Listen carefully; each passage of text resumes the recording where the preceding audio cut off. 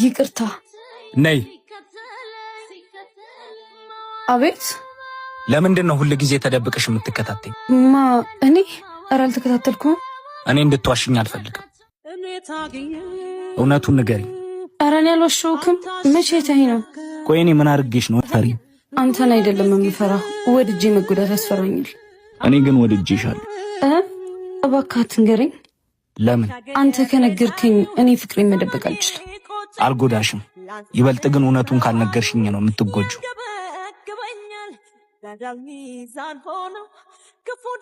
እሺ ካልተናገርሽ አላስገድድሽ። እንዴ ታዲያ ፍቅር እኮ በግዳዩ ነው። አዎ ግን ምን? ምንም አልነግርህም። ግን ከዚህ በኋላ ጥለኸኝ እንድትሄድ አልፈልግም። ይሄ በቂ ምክንያት አይደለም፣ ግን ዝምታሽ ደግሞ መልስ ነው። እና ከዝምታዬ ከተረዳህ ለምን ታስጨንቀኛለህ?